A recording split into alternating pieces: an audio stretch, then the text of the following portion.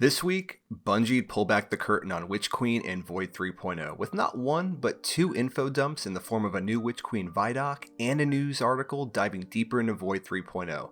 This gave us all of the new Void aspects, a peek at some of the fragments, and we haven't even gotten this week's TWAB yet, so I suspect even more info to drop later today, potentially about armor. But after seeing these new aspects and fragments, I just couldn't wait to talk about it because holy shit are we going to be able to cook up some extremely powerful voidwalker builds. And yes, I'm only focusing on voidwalker today because, well, let's face it, I'm a Warlock main and my time is limited. I'm going to explain all the aspects and fragments that have been announced, but stick around to the end and I'm going to share the two builds I plan on running at the start of Witch Queen. So jumping right in, let's look at the three voidwalker aspects starting with Chaos Accelerant. This aspect appears to be the same as before, allowing you to overcharge your grenades, making them deadlier, read, do more damage, and effective. So for vortex grenades, this increases the size and linger duration of the vortex, which now also sucks enemies in toward it. Sorry, Duskfield grenades.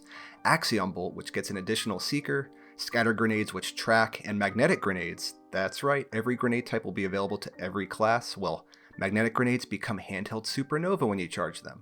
I was wondering how Bungie was going to handle the three various charging effects, and it seems that Chaos Accelerant absorbed handheld supernova, and it looks like consuming your grenade to proc Devour has been completely removed, unless there's something they're holding back. The next aspect is sure to be a crowd favorite, and that is Child of the Old Gods. Upon casting your rift, we create a Void Soul, a Void Buddy if you will. This Void Buddy will fly towards a target when you damage them with your weapon, draining their health and weakening them, meaning they'll take more damage. And it's been found out this is going to be 15% more damage.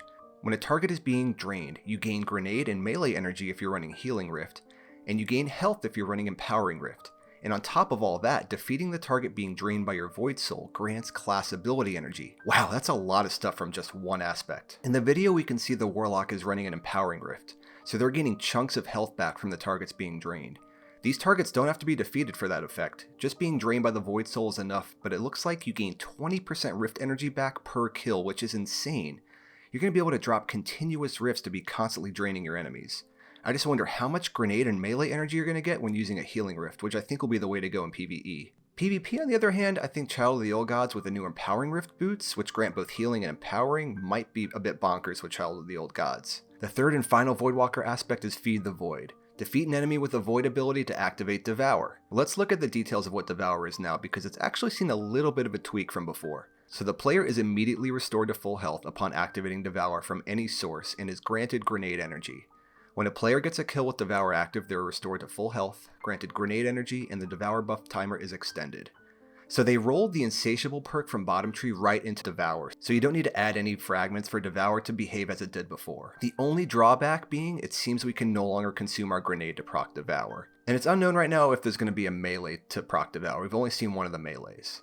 So it needs to be activated by a Void ability kill, which hurts a bit, but it's not a huge deal in PvE. I think it's more so going to hurt in PvP, because no longer can you consume your grenade before an engagement to proc Devour and then rely on your weapon kills. You're going to have to finish your opponent off with a Void ability first. But with how strong Axion bolts are, the new range melee pocket singularity, and Child of the Old Gods thrown in the mix, I think we'll be able to adapt. Next up, we got to look at 3 fragments in the vidoc and 4 more in the news article. So starting with the vidoc, we have Echo of Exchange. Melee final blows grant grenade energy. This is going to be great to pair with Child of the Old Gods and the new ranged melee. Echo of Remnants, your lingering grenade effects have increased duration. This is going to be really nice to take if you don't end up taking Chaos Accelerant for the extended grenades there, but I wonder if they can stack. Can you imagine if Vortex grenades would last long enough with this to proc Controverse Hold 3 times? Not that you need to proc it 3 times with all the grenade energy you'll be able to get back from Devour or Child of the Old Gods, but that's going to be crazy. Next is Echo of Reprisal. Final blows when surrounded grant more super energy.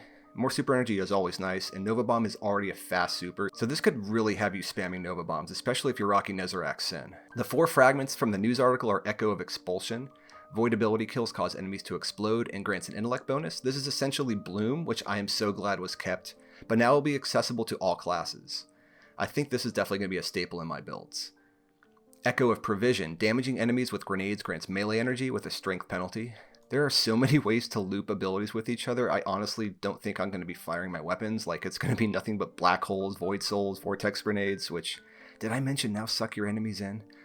We have Echo of Domineering. After suppressing a target, gain greatly increased mobility for a short duration, and your equipped weapon is reloaded from deserves with a discipline bonus. Definitely a more hunter-feeling fragment, or definitely in PvP now that everyone can get suppressor grenades. Yeah, I definitely think it's going to be strong in PvP. Finally, we have Echo of Undermining. No, not the Underminer. Void grenades weaken enemies with a discipline penalty. So this is the old artifact mod Oppressive Darkness, and it's been pointed out this now provides a 15% damage bonus. I think this will be a definite must-have in my builds as well. So yeah, holy ability spam Batman. I mean, it looks like you can have almost a fully self-sustained ability loop before even adding in exotics, mods, plus there's more fragments we don't even know about yet. I'm like drooling with anticipation and giddy with excitement. This could open the door for more exotics to work their way into the mix, aside from the usual suspects of Nezarec Sin and Controverse Hold. Those new boots might be a way to go to get both healing and empowering, which, if it allows Child of the Old Gods to proc both types of effects, meaning healing and grenade and melee energy, then wow.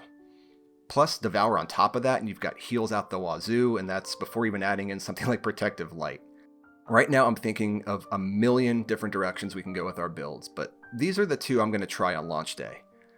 First, if we want to go with Controverse Hold, then we're going to need to take Chaos Accelerant for it to work.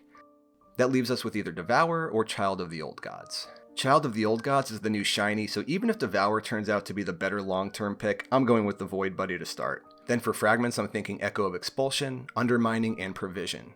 And of course, I'm going with that purple Hadouken of Arranged Melee, Pocket Singularity. The other build I'm going to try out is Nezarec Sin with the aspects Child of the Old Gods and Devour. Then for Fragments, Echoes of Remnants, Undermining, Expulsion, and if the Devour aspect has 2 Fragment slots, I think I'll add an Echo of Provision as well.